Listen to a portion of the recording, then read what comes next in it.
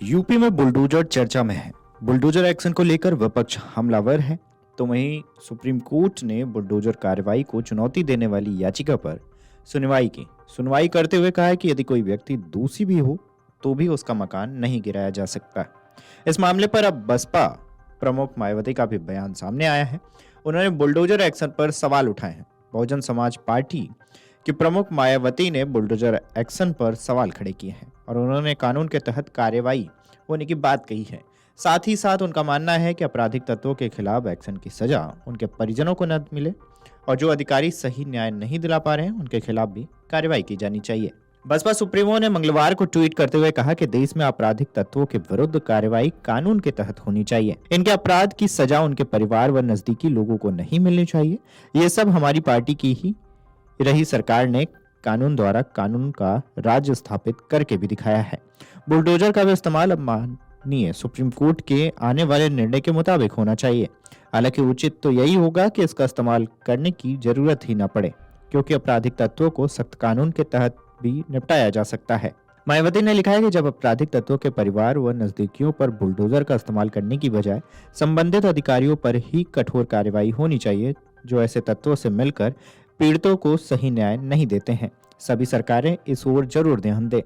बता दें कि सुप्रीम कोर्ट ने सोमवार को अपराधों के आरोपियों के घरों या संपत्तियों को ध्वस्त करने की बढ़ती प्रवृत्ति की आलोचना की थी। कोर्ट ने टिप्पणी करते हुए बुलडोजर न्याय का मामला बताया था। कोर्ट ने घोषणा की थी कि इस मुद्दे के समाधान के लिए वह दिशा निर्देश जारी करेंगे। और को विभिन्न राज्यों की सरकारों द्वारा किए जा रहे बुलडोजर एक्शन पर सुप्रीम कोर्ट ने सख्त नाराजगी जाहिर की थी।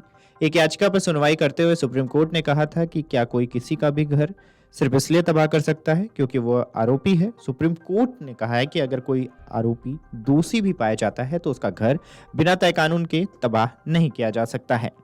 जस्टिस BR गवई ने मुस्लिम संगठन जमीयत उलेमाए हिंद की याचिका पर सुनवाई करते हुए कहा कि सिर्फ इसलिए घर कैसे गिराया जा सकता है कि वो आरोपी है, अगर वो दोषी है तो भी घर नहीं गिराया जा सकता है। सुप्रीम कोर्ट बार एसोसिएशन को बताने के बाद भी हमें रवैये में कोई बदलाव नहीं दिख रहा है।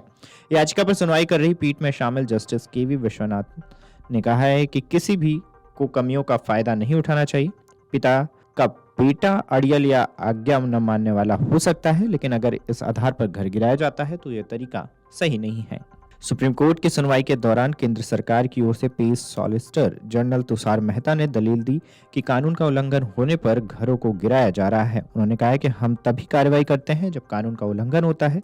इसके जवाब में पीठ ने कहा है कि लेकिन शिकायतों को देखते हुए हमें लगता है कि उल्लंघन हुआ है। न्यायमूर्ति विश्वनाथन ने पूरे राज्य में अनधिकृत इमारतों को ध्वस्त करने के लिए एक दिशा निर्देश की आवश्यकता पर भी गौर किया।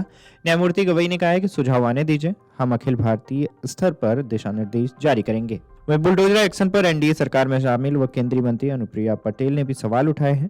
उन्होंने कहा है कि सुप्रीम कोर्ट का यह कहना है कि सिर्फ आरोपी होने पर कैसे बुलडोजर चल सकता है।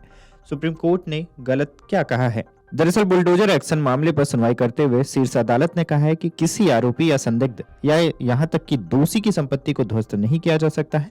इस संबंध में हम गाइडलाइन जारी करेंगे। जाहिर तौर पर यह नियमों का उल्लंघन है। बहरहाल मायावती के ट्वीट पर आपकी क्या राय है, हमें कमेंट करके जरूर बताएं। Video desk amarujala.com।